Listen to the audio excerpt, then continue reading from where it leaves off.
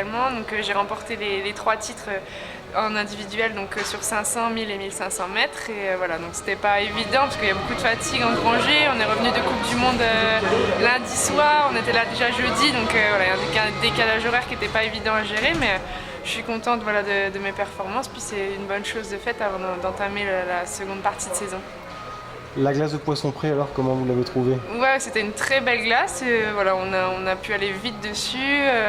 Les équipements sont vraiment bons. On a vraiment bien été logés ici. Donc non, on est vraiment content des installations ici. L'ambiance? Ouais, l'ambiance est bonne. On est content de retrouver voilà, tout l'ensemble des sports de glace de la fédération. On est même content aussi de rencontrer voilà, les athlètes de patinage artistique qu'on ne se rencontre pas souvent. Donc on apprécie toujours ces moments un peu de partage avec les sports de glace. Bon, le short track, c'est une discipline qui n'est pas hyper connue, même si c'est une discipline olympique. Donc c'est l'occasion aussi de faire la promotion lors de ces championnats de France. Oui, c'est vrai que c'est pas connu, donc nous on est vraiment contents de briller ici un petit peu pour le public français. C'est un peu voilà, le sport est mis à l'honneur, donc on est toujours content de montrer un petit peu ce que c'est le short track. Et puis voilà, c'est une petite vitrine, donc j'espère que ça plaît aux gens et puis qu'ils aiment le spectacle. Vous avez une sacrée préparation physique, j'imagine, pour gagner en puissance? Bah oui, on s'entraîne voilà, 6 jours sur 7 à raison de 4 à 5 heures par jour, donc voilà, ça nous prend énormément de temps. Qu'est-ce qui est conseillé comme exercice complémentaire pour gagner justement en puissance et en vitesse? C'est vrai que voilà, c'est une discipline qui est assez complète puisqu'on va courir plusieurs distances. Donc on a les distances un petit peu de sprint qui va être le 500 mètres, mais on a des distances qui sont plus longues comme le 1500 mètres.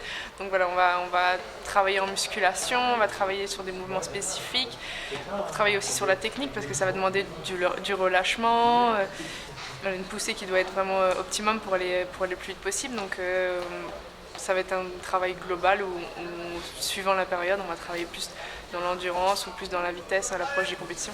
Vous avez le droit de faire d'autres disciplines à côté, du VTT, de la course de vitesse Oui, on a le droit. Après, c'est vrai qu'on va faire ça un petit peu plus éloigné des compétitions, par exemple l'été, mais ouais, on aime bien. Et puis c'est vrai que ça nous rassemble un petit peu lorsqu'on va faire ça. Et voilà, on en profite aussi d'être logés sur Font-Romeu pour aller faire un petit peu de ski de temps en temps, tous ensemble. C'est sympa. Ouais. C'est un public de connaisseurs ici à Épinal. J'imagine que vous avez été soutenu. Oui, c'est vrai que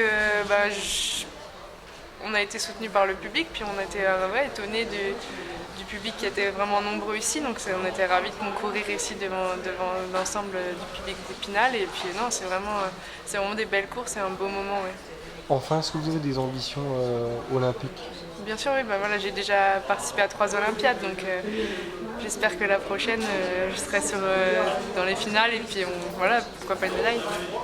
Donc rappelez-nous, ça sera où les prochains JO d'hiver? Voilà, ça sera en février 2018 en Corée du Sud à Pyeongchang. Et vous connaissez un petit peu les installations ou ça va être une découverte? Moi, pas du tout. On va souvent en stage à Séoul, mais voilà, on ne connaît pas du tout cette ville. Donc voilà, peut-être qu'on va découvrir là l'année avant les Jeux Olympiques, je ne sais pas encore, mais pour l'instant on ne connaît pas. On connaît juste voilà, Séoul où on y va régulièrement. Les meilleurs qui seront à battre aux JO?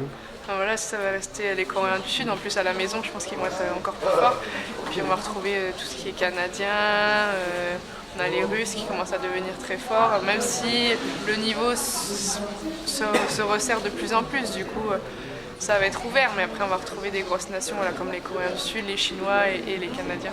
Et parmi les Françaises, à part vous, alors, est-ce qu'il y a d'autres athlètes qui peuvent ambitionner un podium? Bien sûr, on a des jeunes qui montent vraiment bien, donc notamment notre équipe de relais. C'est vrai qu'on a une équipe de relais qui se forme et puis on devient de plus en plus performante. On vient de terminer 5e de la dernière manche de Coupe du Monde, donc c'est vraiment intéressant et on commence à concurrencer les grosses équipes comme la Russie, même les Canadiennes, on s'en rapproche vraiment. Donc c'est vraiment ambitieux et puis on a vraiment envie de partir aux Jeux Olympiques en relais. C'est un gros objectif, donc, et puis notamment là, les championnats d'Europe dans un mois, on va essayer de rentrer en finale et puis de monter sur un podium. Ce sera vraiment une belle performance avec les filles.